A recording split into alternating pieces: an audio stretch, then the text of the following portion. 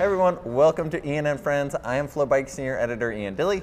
And I am Michael Sheehan, Ian's friend.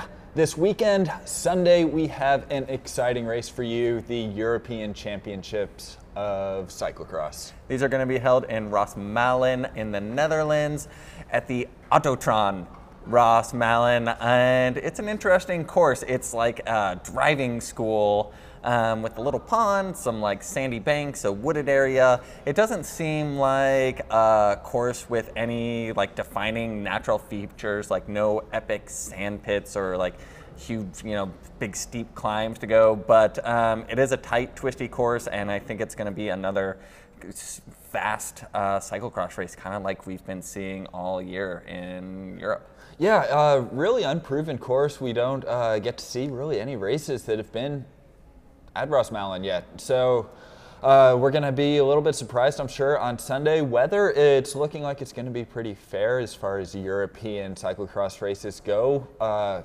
Sunshine is forecasted, and Katie Compton isn't too happy about that. She has been out training in her favorite sand pit training zone and complaining about how the sand is so dry, it doesn't even stick together, the ruts just fall apart. She even disparaged the Belgian sand, calling it the ultimate insult that it reminded her of American sand. What's wrong with American sand? You just insulted two great nations in one, Katie. Come on.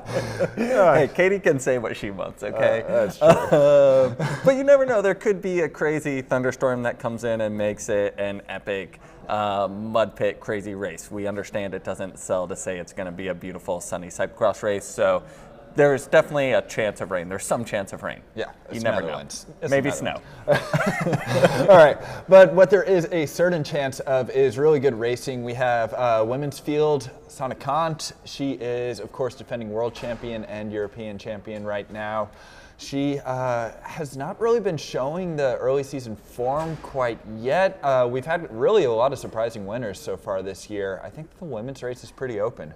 Yeah, the women's racing in cyclocross is so incredible. You never know who's going to win any weekend, but I would also say if you're putting money on this, maybe put your money on Sana Kant, because she shows up for championship races, and these European championships are really the second, biggest event for these racers after the World Championships in terms of the number of UCI points that are available here. It's bigger than the national championship. So wearing the European Championship jersey or the Pan Am jersey in North America and South America is a huge deal. But Marion Vos is going to be really hard to beat. She has proven this year why she is a 7-time world champion in cyclocross. Finished off her road season with amazing form, won every stage of the Ladies Tour of Norway, and has just come into cyclocross season smashing it. Yeah, and she does have the benefit of home field advantage, being from the Netherlands herself. Another one, Anne-Marie Wurst.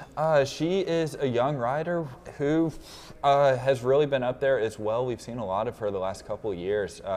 Would not rule her out either. Yeah, former under-23 world champion, and really exciting to see some of these younger racers in the women's field really changing the dynamics of the race. Aggressive, confident riders. Another one that's not on, we didn't see her on the start list, but we're certainly hoping she starts, is Celine Carmen del Alvarado.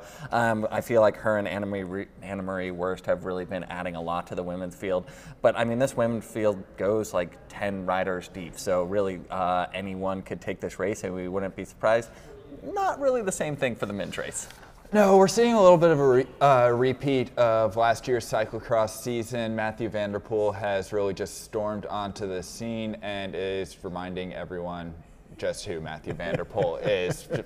He's phenomenal. What can we say? Wout van Aert, his really biggest rival, is coming on a little bit slow, and Ian and I were very skeptical of Van Aert's season at this point last year, and he really kind of shut us up towards the end of the season when he came onto form and showed everybody exactly what he was training for.